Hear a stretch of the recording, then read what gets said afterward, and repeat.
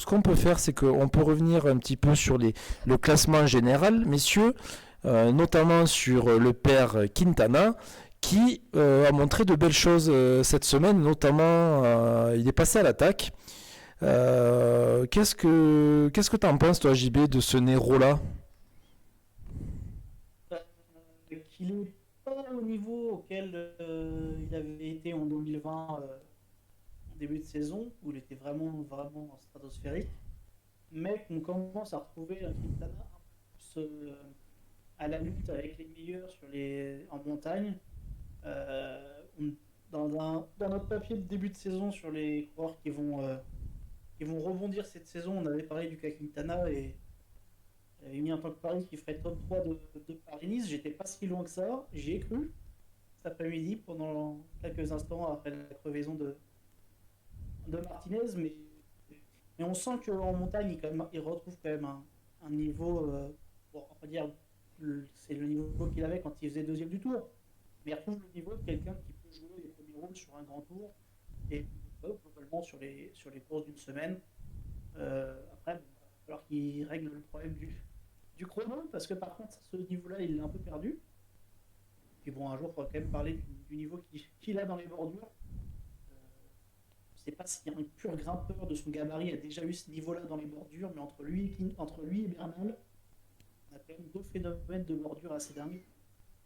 Et je trouve que c'est quelque chose dont on parle pas assez souvent, alors que il a perdu le grand tour, enfin le Tour de France qu'il aurait dû gagner à cause de bordure en Zélande en 2015. Et depuis, ouais, il n'est plus jamais fait avoir. Il a même gagné un grand tour grâce à des coups un peu de ce style-là, comme des bordures. Donc, c'est, c'est, c'est, je trouve ça admirable la capacité qu'il a eu de travailler ça justement pour plus se faire avoir. Et non, là, le niveau qu'il a eu sur ce tour en montagne, me laisse à penser que vraiment il va falloir compter sur lui cette année. Euh, J'ai trouvé mieux de lui honnêtement sur le Penny, que oui, il termine quatrième, mais il était carrément en dessous des trois autres, comme aujourd'hui. Mais ça reste positif pour la suite, quoi. Alors Titon, toi, au niveau de Quintana, donc qui finit quatrième au Turini, est-ce que tu l'as trouvé à son niveau ou est-ce qu'il peut encore progresser? Alors, ça dépend de quel niveau tu parles. Alors son niveau de le niveau où il a sommé quand même quelques courses, quoi. Ouais, alors pour moi, il est pas moins fort qu'il ne l'était sur le Tour de la Provence, comme je l'entendais par certains commentateurs des fois. Simplement, voilà, il y avait une concurrence tout autre. Il bat quand même des gars comme Almeida, comme Adam Yates, comme Guillaume Martin, Vlasov. Donc, il avait un niveau très costaud. Simplement, voilà, Simon Yates et Primoz Roglic étaient eux aussi à un niveau exceptionnel. Et Daniel Felipe Martinez, on connaît son potentiel. Et depuis l'année dernière sur le Giro, il est en train de le dévoiler au grand jour. Et pour moi, Quintana est fort, mais est-ce que Quintana est aussi fort que quand il était en 2013 ou en 2016? Probablement que non. Maintenant, est-ce qu'il peut encore progresser? J'espère, parce qu'honnêtement, j'adore ce coureur qui est hyper offensif, qui a une vraie âme de leader, et j'aimerais bien le revoir gagner quelque chose de grand, mais voilà, pour ce Paris-Nice, c'était un petit peu limite, mais il fait quand même partie des meilleurs grimpeurs, hein. Oui, d'ailleurs, on peut le retrouver dans notre classement des meilleurs. Enfin, on le verra dans les meilleurs coureurs, en tout cas du siècle, hein. Il est par là. JB, oui, pardon, je t'ai coupé la parole. Non, non, mais je veux juste dire que il est pas moins fort. Tu as tout en raison qu'il ne l'était en début de saison. Euh, Maintenant, est-ce qu'il est capable de retrouver le niveau qu'il avait en 2020 avant de se blesser? C'est un peu toute la question. Si il peut retrouver son niveau de 2020 d'avant sa blessure au genou, ça sera un candidat sur les courses les courses les plus importantes de la saison. C'est que ça n'a quand même jamais vraiment été un homme de début de saison, Quintana, jusqu'à son arrivée chez Arkea. S'il retrouve son niveau de début de saison et de suite de saison qu'il avait avant les Movistar ces grandes années, je pense qu'Arkea préféreront qu'il gagne plus tard dans la saison plutôt que Paris-Nice, hein. Mais, euh, mais déjà qu'il puisse valider son début de saison par un top 5 sur Paris-Nice, qui reste, je crois, quand même son meilleur résultat sur une course par étape World Tour depuis un bon moment. Peut-être même depuis qu'il est chez Arkea d'ailleurs, parce qu'il avait fait sixième en 2020. Ça reste quand même une performance qu'il faut souligner. Arkea reste une équipe de deuxième division, faut le rappeler, hein. Ça se joue aussi là-dessus. Très bien. C'est vrai que en tout cas, il fait plaisir, il est offensif, hein, comme le disait Titouan. Peut-être pour finir sur les favoris, puisqu'on en a parlé tout à l'heure. Moi, il y en a un qui m'a déçu pour son niveau, c'est Adam Yates. Je le voyais plus fort que ça. D'ailleurs, il a perdu le leadership au détriment de Daniel Felipe Martinez. Comment on peut expliquer ce coup de moins bien pour Adam Yates? On pourrait dire tout simplement que c'est un Yates. C'est déjà une bonne explication de base. Euh, Plus sérieusement, je pense juste que ils étaient tous les deux leaders jusqu'au Turini et Turini Martinez était tout simplement plus fort. On a très vite senti qu'Adam allait jouer l'équipier pour Martinez. Il a tenté de loin pour faire bouger tout ça et dès qu'il s'est fait reprendre, il s'est fait larguer tout de suite. Donc il avait juste pas les jambes sur cette semaine tout simplement. Donc, il n'y avait pas beaucoup d'autres questions à se poser. Est-ce que ça sera quelque chose qui va perdurer ou est-ce qu'il va retrouver son niveau l'an dernier où il avait quand même fortement étonné un peu partout? Ben, la suite nous le dira, mais je m'inquiète pas beaucoup pour des victoires d'Ineos, ils se voient quand même globalement rarement sur une année entière. Et toi, Titouan, je sais que tu aimes bien Adam Yates. Tu le voyais peut-être même titiller un petit peu Pogacar. Comment tu vois les choses? Bah oui, moi, Adam Yates, honnêtement, j'ai été étonné de le voir moins bon, pas aussi fort que je l'attendais, notamment sur le col du Turini.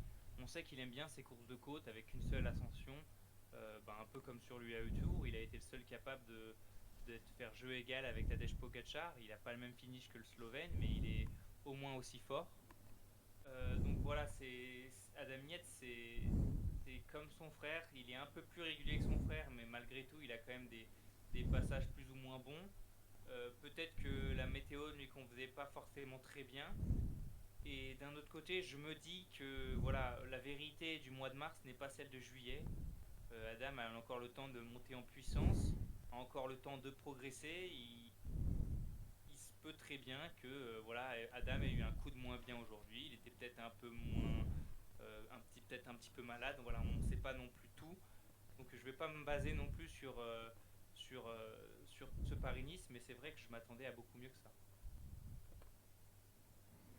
Euh, c'est vrai que Paris-Nice, tu le disais d'ailleurs dans un tweet, JB, c'est pas gage de gagner le tour en suivant. Donc bon, on espère pour Primoz que ça va marcher. On espère pour Yates que c'est juste un trou dans la raquette.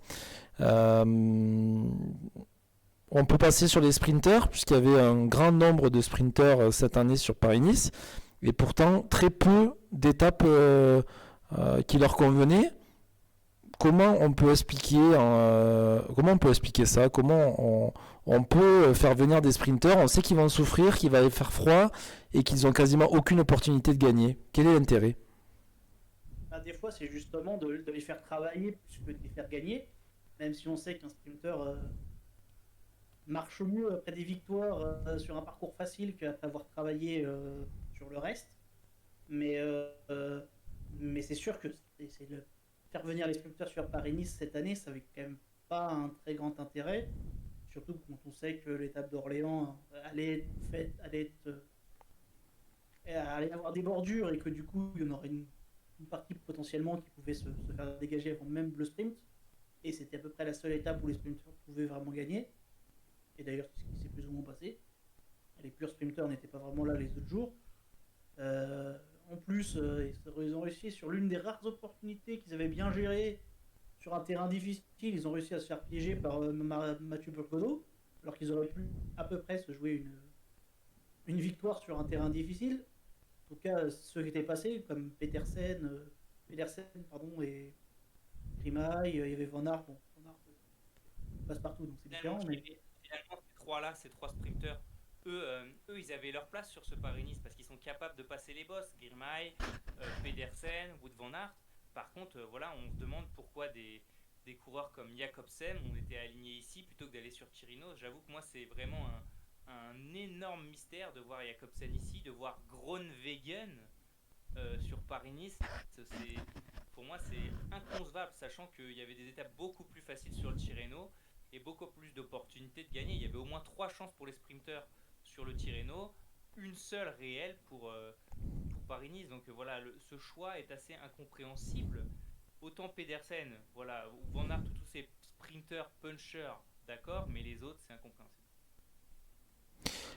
Sachant que en plus c'est d'autant plus incompréhensible qu'on en a eu l'info cet après-midi, ou c'était ce matin, que Jacobsen n'irait pas, ou c'était hier, n'irait pas au Milan-San Remo. Bon, on y reviendra peut-être par la suite. Donc c'est vrai que des fois on comprend pas trop. Alors c'est peut-être une logique de préparation, je ne sais pas, mais c'est vrai qu'on pouvait se poser la question.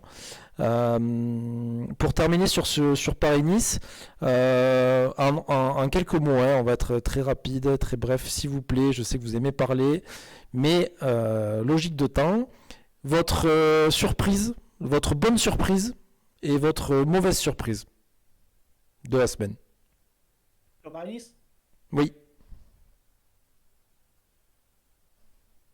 Alors moi je dirais que ma bonne surprise c'est comment il s'appelle. Euh, T'as pas marqué apparemment. Bon, ma mauvaise surprise, c'est Almeida. Ah oui. Clairement, Almeida, il a franchement déçu sur ce classement général. 10e, il s'est fait avoir, il me semble, dans les bordures. Aujourd'hui, il a été très décevant. Alors, il était un peu mieux sur le col du Turini, il est monté à son rythme. Voilà, globalement, il a été assez en dessous de ce Oui. qu'on l'attendait. On pourrait rajouter aussi Vlasov. Vlasov, même si voilà, aujourd'hui il a eu des problèmes, sur le col du Turini, pareil, il est plutôt 10e, donc c'est compliqué. Et en termes de bonne surprise, ben, c'est forcément Daniel Felipe Martinez, parce qu'il confirme son potentiel et il montre qu'il peut être un vrai leader pour Ineos Grenadier, et même bien plus qu'un juste un leader de rechange. Probablement que sur le Tour de France, Adam Yates ne sera pas leader unique, probablement que Martinez ce sera vraiment un leader tout autant que le Britannique, et il pourrait même peut-être paraître plus fiable que l'ancien coureur de Mitchelton Scott. moi j'aurais plutôt mis en bonne surprise un coureur comme Andreas Leknessund ou Aurélien Paris-Peintre qui n'ont pas forcément des équipes qui ont forcément couru pour eux ou qui ont pu avoir du monde autour d'eux pour les aider. Et à l'arrivée, je trouve qu'ils sont bien sortis. Ils ont réussi. Bon, Paris-Peintre fait 10e juste devant Leknessund. Mais voilà, derrière les grands favoris, c'est eux qu'on retrouve. Et moi, j'aime bien toujours noter un peu les coureurs qui ont un peu les coureurs de demain, quoi. Et avec Leknessund, on avait un peu, on le disait lui-même, un peu perdu espoir en lui parce que bon, il tardait un peu à confirmer ses performances chez les espoirs. Mais aujourd'hui, voilà, si il n'était pas loin de réussir vraiment un énorme coup aujourd'hui, parce qu'il était à un moment avec Guillaume Martin et Martinez en chasse derrière les meilleurs, donc en 7e position sur l'étape Rennes, un peu l'étape la plus folle de ce Paris-Nice, donc c'est quand même positif pour la suite. Et dans les déceptions, j'ai plutôt partir sur une équipe, c'est-à-dire que je suis un peu déçu par la Groupama cette semaine, quoi. Ils ont des circonstances atténuantes, je veux bien, notamment Godu qui chute, le jeu de bordure et qui du coup se retrouve à 30% de ses moyens et à 10 minutes au général. Mais globalement, ils n'ont jamais vraiment pesé sur la course. Et Kung n'a même pas réussi à gagner le chrono. Bon, il n'a pas réussi, il s'est fait battre par les 3 Jumbo. Hein. Il n'y a rien d'infamant, mais bon. C'est un mauvais Paris-Nice pour Groupama, même s'ils ont eu de la montagne avec Madouas, c'est quand même une toute petite récompense par rapport à ce qu'ils étaient venus chercher. C'est sûr, en sachant que Kung fait quand même une belle ascension, et il a été surprenant, il peut être en forme pour les Flandriennes, on aimerait bien le voir devant. Je vous remercie de me demander, à moi aussi, vous ne pensez qu'à vous. Moi, ma déception, c'est Almeida également. Je suis très déçu. Et je mettrai Brandon McNulty, qui m'a quand même assez impressionné dans les montées. S'il ne s'était pas raté sur une ou deux étapes, je pense qu'il aurait pu jouer le général. 2 étapes sur 7, ça fait déjà beaucoup. C'est sûr, mais quand je vois l'ascension qu'il fait, alors que c'est pas forcément son profil aujourd'hui, Moi, je me dis que, vu la débauche d'énergie qu'il a eu sur les jours précédents, je pense qu'on a le renouveau du cyclisme américain. Je m'avance peut-être un peu. Entre lui et Jorgensen, c'est sûr que les Américains ont des bons jeunes qui performent là. Ouais. Des profils un peu de classic man grimpeur. Ça peut être vraiment intéressant pour l'avenir. Écoutez, je pense qu'on a fait le tour sur le Paris-Nice, enfin sur Paris-Nice, pardon, parce que quand je mets le devant, qui est donc gênant pour Titouan, puisque ça lui fait penser trop au sud, on va passer sur le Tirreno, ça vous va? Alors sur Tirreno Adriatico, bon, il y a eu la victoire écrasante de Pogačar, et pourtant on s'attendait à un duel entre le prodige Remco et le prodige slovène. Au final, ça a été à sens unique. Qu'est-ce qui vous a marqué le plus dans ce Tirreno? Est-ce que c'est la débâcle, entre guillemets, de Remco, ou est-ce que c'est tout simplement le fait que Pogačar est le nouveau Merckx? Je vais essayer pour commencer. Moi, clairement, ce qui m'a le plus surpris ou marqué, du moins, c'est cette défaillance de Evenepoel. Alors, est-ce qu'on peut parler de défaillance ou est-ce qu'on peut parler de faiblesse? Je ne sais pas. Mais en tout cas, voilà, je m'attendais absolument pas à voir Evenepoel gagner ce Tirreno. Ça, je l'avais déjà dit avant la course. Mais je l'attendais pas non plus à le voir hors du top 10. Là, il finit 11ème, notamment parce qu'il avait évidemment réalisé un gros chrono. Mais le voir prendre un tel écart dans la première ascension de l'étape de montagne, je me suis dit mince, qu'est-ce qui se passe? Parce que, ok, Remco il n'était pas au top sur le Tour d'Andalousie, mais il n'était pas non plus si loin que ça d'un Vlasov. En fait, j'ai l'impression que là, depuis le début de saison, il régresse en montagne, mais réellement, il régresse en montagne, et qu'il a un vrai problème au niveau des gros pourcentages, et probablement que son poids actuellement n'est pas optimum. Voilà, quand on compare à sa taille des coureurs comme Gaudu, ben, il y a presque 8 kilos d'écart, donc forcément ça joue. Et même s'il a une puissance incroyable, il ne peut pas tout combler par sa puissance. Et voilà, Evenepoel était extrêmement décevant. Et Pogačar, lui, qui écrase la course, c'est loin d'être une surprise. Moi, j'ai pas été totalement surpris de voir Evenepoel craquer, parce que comme dit Tito, on s'y attendait un peu. C'est pas possible qu'il réalise avec Pogačar, on le savait très bien. Maintenant, je sais pas comment analyser ce qui s'est passé parce que il finit pas comme quelqu'un qui a connu une grosse défaillance et qui est en perdition. D'ailleurs, il perd que 4 minutes, alors que sur une étape comme ça, si tu es en vraiment défaillance, tu termines à 10. Donc, la façon dans laquelle il se fait avoir un peu au pied, au début, j'ai cru qu'il se faisait simplement piéger. Il est resté à longueur pendant 2-3 km et puis il a fini par craquer.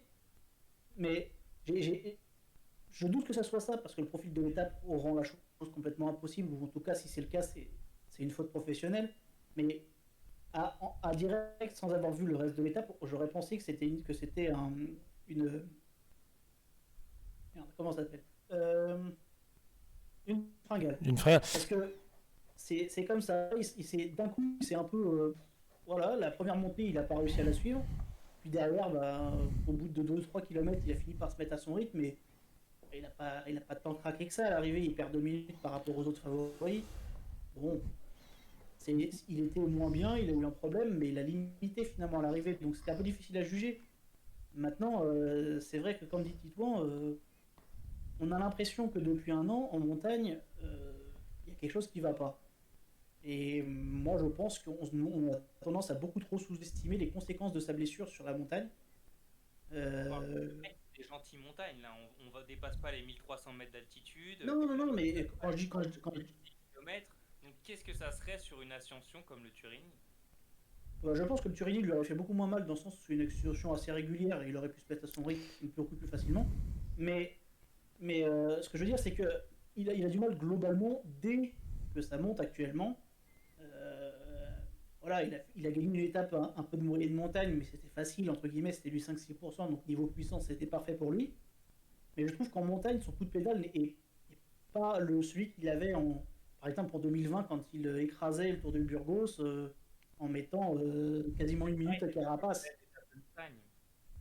C'est le Picon Blanco, ça ressemble beaucoup au Monte Carpegna en termes de pourcentage. Donc, c'est pour ça que je fais ce parallèle-là. Mais je trouve que depuis sa blessure, alors je pense qu'il est aussi beaucoup plus lourd, comme tu le disais. Il avait dit, d'ailleurs, il me semble, si je dis pas de bêtises, il avait dit qu'il avait cherché à être meilleur au chrono. Oui. Du coup, il a pris un peu de poids. Et ça expliquerait une partie de ses défaillances. Mais je pense qu'on sous-estime les blessures dans ce genre de situation. Surtout dans le sens aussi compliqué, aussi long. Je veux dire, les exemples sont un peu légion de gens qui ont eu du mal à revenir de blessures ou qui ont mis du temps à revenir en haute montagne.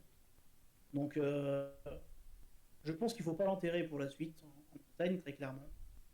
On aura plus de réponses à la mi-saison, de toute façon. Oui. Mais, c'est sûr que c'est difficile de... Là, on aura un vrai... Comment dire, une image réelle de son niveau actuel et je pense qu'il ne pourra pas nous tromper. Les pourcentages seront costauds et les ascensions seront plus longues. Donc là, voilà, Remco, il sera attendu au tournant. S'il arrive à bien passer cette Vuelta, on dira ok, c'est bon. Par contre, s'il n'y arrive pas du tout, là, on pourra commencer à se poser des questions. Alors, on est d'accord qu'il est encore jeune, il y a des choses à venir. Maintenant, la course d'avant, on lui trouve une excuse pour le gravel. La fois d'après, on peut lui trouver une fringale. Est-ce qu'on peut pas aussi admettre qu'il peut avoir des limites? J'ai l'impression que sur Remco, et vous allez répondre à ce que je dis évidemment, en fait on n'a pas le droit de dire qu'il est limité. Sinon, c'est lui faire injure. Est-ce que tout simplement son profil, c'est pas un très gros rouleur qui passe bien les bosses, mais tout simplement il est limité en montagne et en haute montagne? Alors, En fait, moi, je partage un petit peu ton avis. Déjà, dès le départ, je disais que je le voyais plus puncher que pur grimpeur. Maintenant, Remco, il est tellement jeune qu'on ne peut pas vraiment définir ce genre de choses. Quand on voit l'évolution de Froome, de Geraint Thomas, c'est des mecs qui, au départ, n'étaient pas prévus pour être grimpeurs et qu'ils sont devenus par la méthode d'entraînement de la Sky, etc., par la manière de rouler d'Ineos. Donc je me dis qu'Evenepoel, pourquoi lui ne pourrait pas tendre à ce genre de performance? Vu son potentiel, il pourrait très bien, mais à partir de là, il faut qu'il m'insiste franchement, parce que ça a toujours été l'argument numéro 1 de Froome ou de Thomas ou de Porte, c'était de perdre fortement du poids, de perdre du poids pour pouvoir rivaliser en montagne. Et là, Evenepoel, moi j'en reviens à ce poids-là, c'est pas bon pour sa taille. Donc s'il m'insiste franchement, je suis pas convaincu qu'il ne puisse pas grimper, mais dans l'état actuel, je suis plus modéré. Ouais, comme dit Titouan, je pense que son poids actuel est un frein forcément en montagne. C'est pas possible sur son gabarit comme ça d'avoir une charge, on va dire, pareil. Je veux dire, il doit faire quasiment la taille d'un Quintana et je serais pas étonné qu'il fasse quasiment 10 kilos de plus ou presque. Donc c'est forcément un peu compliqué. Maintenant, ce qui fait aussi on est un peu sur des œufs avec Remco, c'est que son début de carrière jusqu'à sa blessure était tellement linéaire et sur une montée en puissance partout, sur tous les domaines, et il n'y avait aucune faiblesse à part les gravels. Dès sa première saison, il s'est fait avoir. On sentait finalement qu'il, sur tous les terrains, il pouvait dominer n'importe qui. Donc, c'est pour ça qu'on est encore un peu sur des œufs. On ne sait pas si ses performances... Ah, on t'a perdu. Ou si c'est plutôt que il a des limites en montagne et que le début de sa carrière, c'était des circonstances qui ont fait qu'il était au-dessus. En tout cas, il y a plein de questions sur Remco, puis en plus, forcément, le cyclisme belge cherche un vainqueur de grand tour. Donc, ce qui est sûr, c'est qu'aujourd'hui, on n'a aucun gage de sécurité le concernant. On aurait aimé voir vaciller Tadej. En fait, au niveau du podium, on a Vingegaard à 1,52, ce qui est déjà énorme sur une semaine. Qui peut arrêter le Slovène Pogačar? Titouan. Voilà. Merci. Alors non. Qu'est-ce qui peut faire que Tadej Pogačar coince à un moment donné, en sachant qu'il a que 23 ans, si je ne m'abuse. On va aller sur sa petite fiche. Il est bon en chrono, il est bon en sprint, il est bon en montagne, il est bon en punch. Qu'est-ce qui peut lui arriver, à part se blesser, honnêtement? Mais honnêtement, à part se blesser, il y a rien. Il y a Bah rien. si, d'autres jeunes plus forts arrivent. Oui, Voilà. Mais là, Mais la c'est- concurrence il y en a actuelle pas. paraît pas avoir son niveau. Mais honnêtement, je veux dire, alors évidemment, on s'enflamme toujours et on a toujours forcément un peu de mal à comparer les époques, etc. Mais je pense très sincèrement que ça fait 40 ans qu'on n'a pas vu un coureur de ce niveau-là. Aussi complet, aussi dominant, qui sait tout faire. Je veux dire, il y avait Mo, il y avait Merckx, il y avait Anquetil, ces coureurs-là. Depuis Hinault, on n'a jamais vu un coureur comme Pogacar. Des mecs qui écrasent toutes les courses par étapes, oui. Des mecs qui sont quasiment intouchables sur les classiques, qui font toujours des perfs. Genre Valverde, oui, on en a vu. Des mecs éventuellement qui sont bons sur les classiques et sur les courses par étapes aussi. Et des mecs qui sont aussi dominants sur chaque domaine et qui peuvent gagner n'importe quelle course sur tous les terrains. Non, ça on le voyait pas. Et à l'heure actuelle, il a une telle marge sur la concurrence que la question, c'est même pas de savoir qu'est-ce qu'il va gagner cette saison, mais sur quelle course il va laisser gagner les autres. Parce que honnêtement, quand on regarde son programme, il n'y a pas une seule course où il fait partie des favoris. Pas une. eh bien oui, il est même favori sur le Tour des Flandres. D'ailleurs, moi je le mets numéro un, et même sur Milan-San Remo où il peut la claquer. Tout à fait, pour moi c'est le favori des deux. En sachant, Favori du Tour des Flandres, mais en tout cas, oui, c'est un gros candidat. En sachant que le Tadej Pogacar, il doit avoir une sacrée armoire, puisque à chaque fois il ramène quasiment le classement général, hein, le maillot blanc. Là encore au Tirreno, il a le maillot, il a le maillot à points, hein, il a gagné le classement à points, et aussi il finit deuxième de la montagne. Donc s'il veut, il peut faire vraiment le cannibale comme était Eddy Merckx. On va pas en dire plus. Pardon? Et donc sur Pogacar, juste pour terminer là-dessus, Vas-y. désolé, c'est de regarder ses résultats depuis qu'il est pro sur les courses par étapes. Ah Et ben, c'est là qu'on se rend compte à quel point c'est délirant. C'est-à-dire, je crois qu'il fait 13e de sa première course par étape. Et depuis, il me semble qu'il est dans le top 6 de toutes les étapes, de toutes les courses par étapes qu'il ait fait en World Tour. Alors que le mec a 22 ans et que ça fait 3 ans qu'il est là. Dans chaque course, il est là, chaque course, il est devant. Et c'est juste trop facile en fait. sachant que La domination ça- est énorme. sachant que l'année où Alaphilippe lève les bras un petit peu trop tôt sur Liège, s'il fait pas son écart, peut-être que Pogacar gagne un autre monument, hein, au passage. Euh, Effectivement. J'aimerais bien qu'on s'attarde également sur un revenant espagnol qui a fait une belle semaine. Je pense que vous avez deviné qu'on allait parler du basque Mikel Landa. Euh, Quel retour! Alors je dis quel retour, il a déjà recouru, mais c'est vrai, on l'a retrouvé un petit peu à un niveau qui était le sien avant qu'il passe au travers. Titouan, comment tu l'as trouvé, Mikel? J'ai trouvé super, je l'ai trouvé très bon. Alors certains vont dire qu'il n'a pas été bon tactiquement ou autre chose, mais bon, enfin, Oui, parce que hier, apparemment, alors, oui, comme si Pogacar avait besoin de ça pour oui, gagner déjà. exactement. Et puis ensuite, Mikel Landa a couru comme il pouvait courir. Voilà, il a attaqué, il a fait ce qu'il pouvait. Moi, ça m'énerve les reproches qu'on fait sur les tactiques des coureurs. Ils font ce qu'ils peuvent. Et j'ai trouvé Mikel Landa très bon, très offensif, très aérien. Il était à la place à laquelle on l'attendait il y a quelques années. Donc finalement, voilà, c'est un retour après ça en année 2021 compliquée. Et c'est un très bon indicateur pour le Tour d'Italie, qui sera son objectif numéro un, on le rappelle, sachant qu'il y a très peu de contre-la-montre. Voilà, on peut espérer un podium pour Mikel Landa, voire mieux. En fait, c'est même pas les contre-la-montre. Il perd moins souvent les grands tours sur les contre-la-montre que sur une moto ou sur une chute complètement conne. C'est le grand problème de Landa, ça reste que c'est le mec poissard absolument et que Bien sûr, il mais arrive, bon, il arrive toujours un faire truc. des favoris ou autres en se disant lui va tomber. Non, bien sûr, mais à un moment, enfin, on peut pas parce que ça peut arriver à tout le monde, etc. Mais quand ça arrive toujours au même et pendant 5 ou 6 ans d'affilée, c'est plus un hasard. Ah non, je suis d'accord sur ça, moi. Il y a aussi des choses qui arrivent et qui font que tu tombes. Je veux dire, l'an dernier, sa forme était exceptionnelle au moment d'arriver sur le Giro et je pense que ça aurait été l'adversaire principal. J'en suis même sûr pour le niveau de Caruso. Mais certain qu'il était l'adversaire principal de Bernal sans ça. Mais l'embêtant, c'est que c'est un peu l'histoire éternelle de Landa. C'est le mec qui est capable de faire vaciller tout le monde, sauf qu'il lui arrive toujours un truc. En fait, finalement, il y a que à la Movistar sur le tour où il lui aurait rien arrivé, mais il était juste moins fort. Et quand il était fort avec la Movistar sur le Giro, bah, c'est son équipier qui gagne la course. Donc, et il y a vraiment une histoire de malédiction avec Landa qui est un peu ironique, mais pas dans le bon sens du terme pour lui.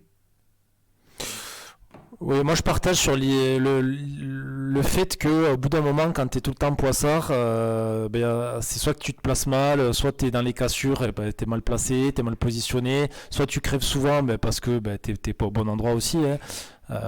Bon, après ça reste un super coureur, c'est bien qu'il soit de retour et ça fera du bien à la concurrence, bien que face à Pogacar, ça semble compliqué.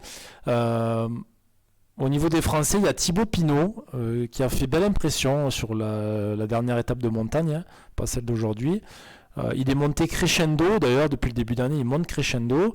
Qu'est-ce qu'on peut espérer pour Pinot cette année et sur les jours à venir? Tito. C'est le plus important parce que, voilà, à la manière d'un Mikel Landa, il a quand même lui aussi des problèmes régulièrement. On espère surtout que ces problèmes physiques vont rester bien loin de lui le plus longtemps possible. Mais en tout cas, sa progression depuis sa reprise est extrêmement positive. Il monte vraiment en puissance entre son étoile de Bessèges où il était complètement à la ramasse et l'étape d'hier où il finit dans le top 10 avec quand même des gros pourcentages. C'était une belle étape de montagne tout de même.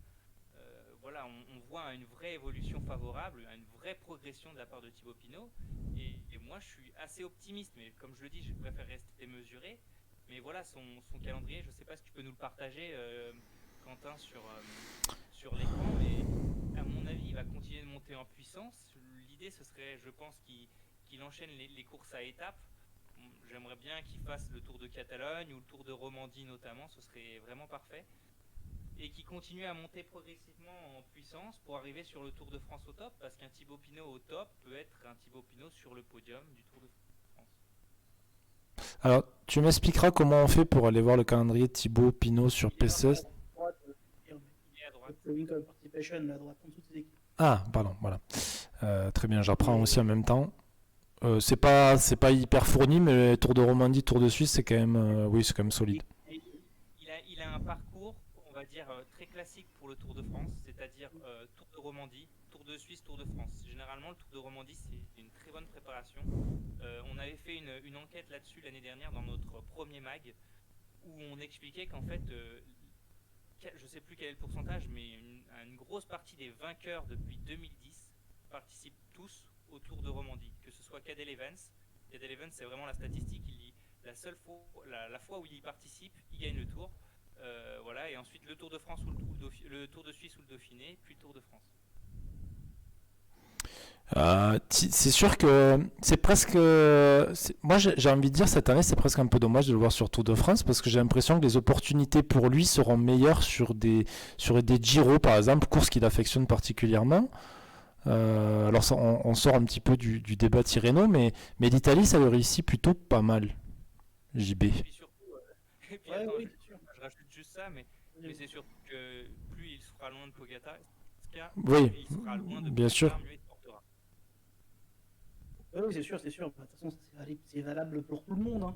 Mais non, mais c'est sûr que, comme disait Titouan, c'est positif quand même cette semaine pour Thibaut. Il a montré un niveau en montagne qu'il n'avait quand même pas montré depuis sa blessure et qui nous tend à penser qu'il va peut-être revenir à son meilleur niveau dans les semaines et dans les mois à venir.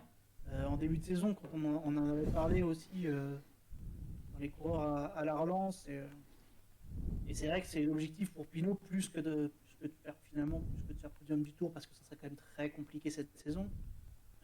S'il pouvait déjà gagner une course de par étape pour le Tour, il en a jamais gagné. La France n'en a pas gagné depuis une éternité. Et c'est vrai que ça serait déjà ça serait déjà une réussite de son année, quoi. Si dans 2 mois il gagne le Tour de Romandie, qu'importe qu'il gagne le tour pour satisfaire la statistique, son année sera réussie parce qu'il aura enfin franchi cette barrière-là.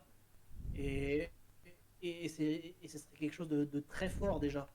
Mais pour, euh, pour, euh, pour Pinot, l'intérêt, c'est comme il le dit lui-même, de retrouver le plaisir de lutter avec les meilleurs, d'être là à la lutte. Et on l'a vu cette semaine, sur tous les terrains, il était là, pas loin avec les meilleurs, toujours un peu en retrait. Il concède du temps sur les deux étapes un peu punchy, il concède quelques secondes à Pogacar, mais aussi parce que c'est pas son profil, hein. Quand même pas non plus le plus grand puncher du peloton, Pinot.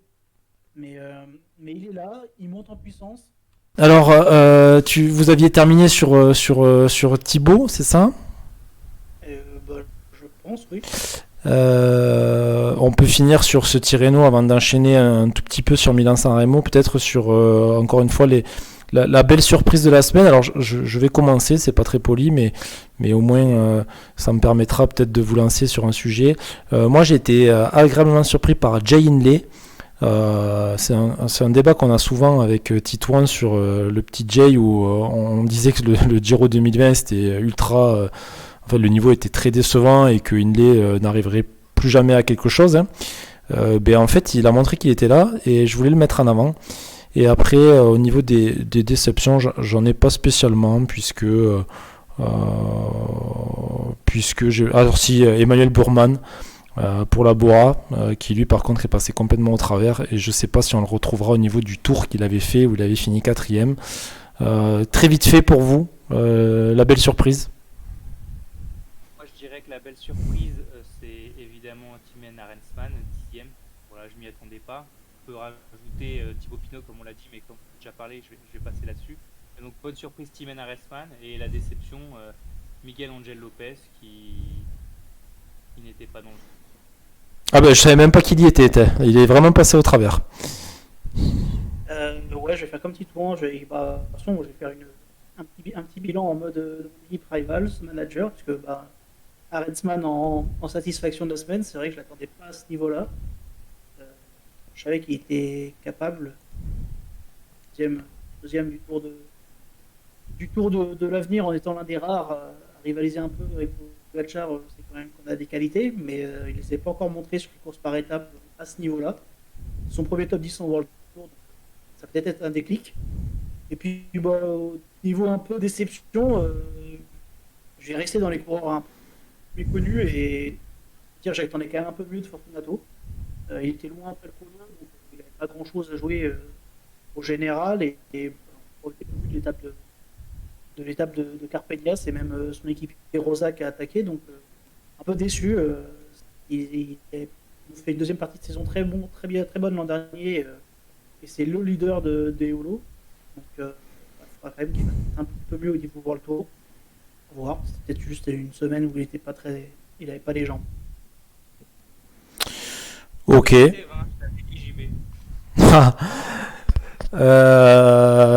Écoutez, merci beaucoup, merci pour ce tour du Tirreno, la course des deux mers, je crois que c'est ça, hein, le nom que l'on lui donne. On va passer sur Milan-San Remo, on va faire entre 5 et 10 minutes grand max. Qui va remporter la course et pourquoi Tadej Pogacar? Tadej Pogacar. Est-ce qu'on a envie de croire qu'on aura une course différente des scénarios des années précédentes, qu'une équipe va enfin arrêter de mener un faux train devant la Cipressa, et qu'on va arrêter de tout jouer dans le Poggio, que ça attaquera, l'attaque décisive partira dans le Poggio, mais que cette fois-ci dans le Cipressa, une équipe va arriver et va foutre un tempo d'enfer que les sprinteurs ne suivront pas. C'est pour ça d'ailleurs que certains sprinteurs ne vont pas venir. Hein. C'est ce qui est annoncé. On a l'impression qu'on a fait du teasing, mais que c'est même du spoil maintenant. Après, je sais pas qui va pas venir, parce que j'ai vu sur Twitter l'histoire de Jacobsen, mais personne n'a dit qu'il allait pas venir. Ils hésitaient à l'emmener, qui peut se comprendre. Il y a plusieurs cartes à jouer. C'est bon, sprinter, tu es un peu obligé de l'entourer et de le garder avec toi. Mais non, moi, je suis pas sûr que Pogacar soit l'immense favori, parce que terrain s'y prête pas non plus totalement, mais c'est lui l'élément clé de la course, ça c'est une attitude. En tout cas, moi là je suis devant la start list. Voilà, sont annoncés comme sprinter pour le moment Nizzolo, Matthews, Demar, Caleb Evan, Davide Ballerini si on le compte dedans, Jasper Philipsen, Nasser Bouhanni, Alexander Christophe, Matteo Trentin, Brian Cocard. Donc il y a quand même du beau monde. Oui, il y a du bon. Voilà, les sprinters globalement sont là. Maintenant, de toute façon, je vois absolument pas un scénario où un sprint massif ait lieu comme à l'époque où Cavendish l'avait emporté. Sûrement qu'il va y avoir de nouveau un gros rythme. Alors est-ce que ça va partir dans le Poggio ou avant dans la Cipressa, je sais pas. Mais en tout cas, c'est sûr que si on attend le Poggio, Wout van Aert pour moi sera le grand favori parce que lui, sur ces pourcentages-là, il arrivera facilement à suivre. Et ensuite, même si Pogacar est rapide au sprint, Wout van Aert oui. quand même bien. Et est-ce que... Vas-y, JB. Pogacar serait pas capable de battre Van Aert dans un sprint au bout d'une course d'usure, etc. Mais c'est plutôt que si tu attends le Poggio pour passer des attaques et pour durcir le tempo, tu te mets effectivement en difficulté par rapport à Van Aert. Mais si tu attends le Poggio, il y a quand même de fortes probabilités que Caleb Ewan passe. On l'a vu l'an dernier. On l'a encore vu en début de saison là. Il passe de mieux en mieux remonté. Je crois que c'est sur le tour, alors pas le Tour d'Oman, mais l'Arabie Saoudite peut-être, Oui. où il fait 5e d'une arrivée au sommet de 2 km à 8%. Donc oui, la concurrence n'était pas celle de Milan-San Remo évidemment, mais le Poggio c'est pas non plus aussi dur que ça. Je pense aussi qu'un Philipsen est tout à fait capable de passer ce genre de boss là. Et on parle pas des Colbrelli ou des sprinters qui ont l'habitude de passer ces boss là, donc ça serait vraiment trop risqué pour un Pogacar de durcir comme ça. Mais je serais pas surpris par contre de voir Roglic attaquer dès la Cipressa. Pour deux raisons. Premièrement, Van Aert, la plus grande chance qu'il perde, c'est que tout le monde le regarde et qu'un coup parte et qu'il ne puisse pas les suivre. Ce qui s'est plus ou moins passé l'an dernier avec Straven, et je pense que la Jumbo va vouloir jouer les deux cartes pour éviter justement qu'il y ait on va dire un marquage autour de Van Aert. Si Roglic part, c'est les autres équipes qui vont rouler et Van Aert va pouvoir se faire emmener tranquillement. Et la deuxième chose, c'est que si Roglic attaque de loin, il y a une forte probabilité que ça durcisse fortement la course et que les purs sprinters, et là pour le coup même peut-être Ewan et Philipsen, sautent si vraiment le tempo est très élevé dès la Cipressa. Donc je pense que la Jumbo a quand même tout intérêt à lancer la course de loin, et c'est peut-être l'équipe qui aura le plus intérêt de le faire. Ouais, alors moi je partage complètement ton avis, mais j'y crois peu à ce scénario. Moi de toute façon mon grand favori, et ça c'est depuis le mois de janvier ou même depuis l'année dernière, pour moi c'est Caleb Evan. Comme tu en parlais, il a été énorme sur le tour d'Arabie Saoudite. D'ailleurs on s'était pas mal moqué de moi parce que j'avais annoncé qu'il pouvait potentiellement gagner le général. Et il n'était pas si loin que ça au final, vu sa performance sur la deuxième étape où il fait 5e. Il y a plus de mal sur la deuxième qui était quand même un peu trop corsu. C'était pas impossible. Non, c'est vrai. Mais moi, Caleb Evan, je le vois très fort. S'il arrive à suivre, à rester dans la bonne roue, dans le bon groupe, il sera imbattable au sprint.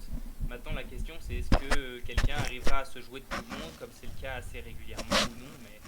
Mais Evan, Van Aert, pour moi, sont des favoris supérieurs à Pogacar, même si Pogacar, évidemment, on sait qu'il en est capable. Mais Pogacar, en effet, pour gagner, pour moi, il doit partir dans la Cipressa.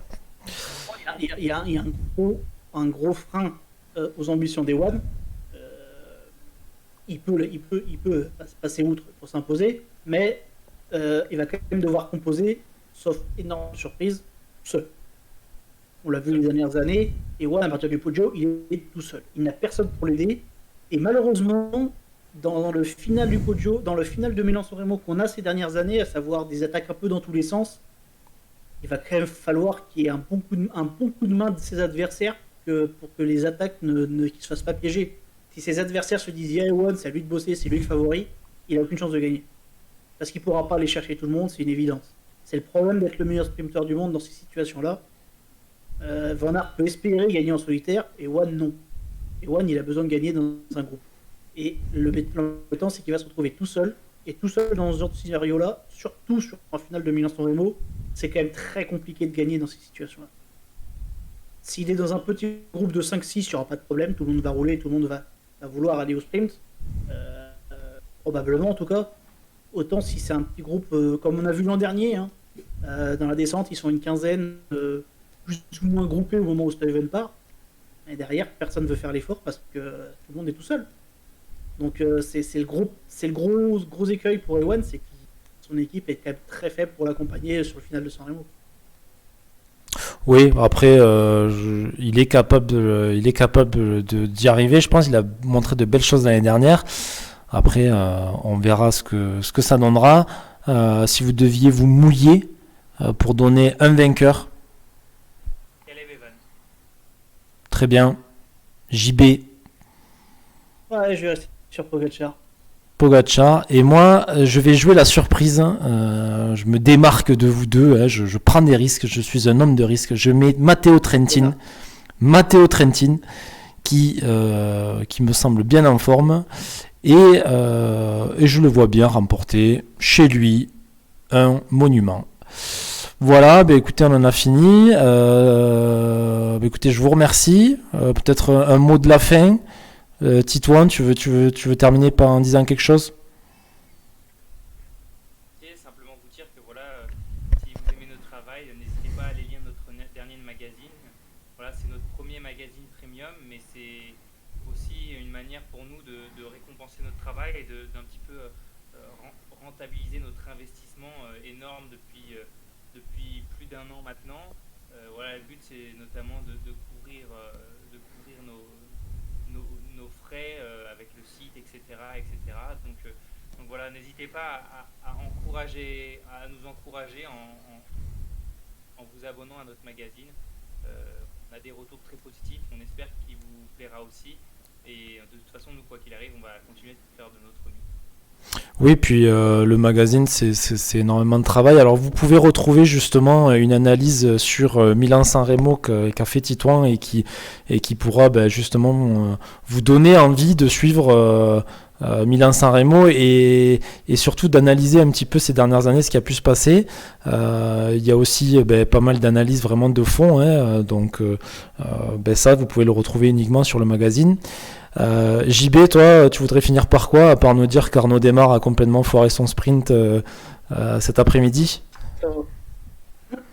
Ouais, là, pour le coup, il n'y a pas d'excuse, il s'est foiré tout seul. Non, mais dire justement que, comme je disais, le magazine, vraiment, c'est pas moi qui l'ai écrit, mais je le conseille vraiment à tous ceux qui aiment le vélo parce que il est vraiment très bien écrit, les sujets sont pertinents et ça nous apporte une vision du vélo qu'on n'a pas forcément sur les autres sites ou les autres magazines de vélo. Donc vraiment, n'hésitez pas, ça vaut le coup et vraiment, n'hésitez pas. Voilà. C'est très gentil. Alors juste pour peut-être resituer un petit peu les choses, il faut savoir que les revenus, en fait, ça reste pour Vélo Futé, c'est-à-dire qu'on est une association, donc on se rémunère pas, on va pas se rémunérer avec. C'est juste pour essayer de faire progresser les choses, de mettre justement à jour des applications comme le jeu de pronostic. Voilà, sachez que tout ça c'est réinvesti dans le développement de Vélo Futé. On vous remercie en tout cas de nous avoir écoutés. On vous remercie pour votre attention et puis on vous donne rendez-vous à très vite avec Titouan, JB et sûrement d'autres personnes. Voilà, on vous souhaite une bonne soirée et bon courage pour le travail de demain. Bye bye. Salut.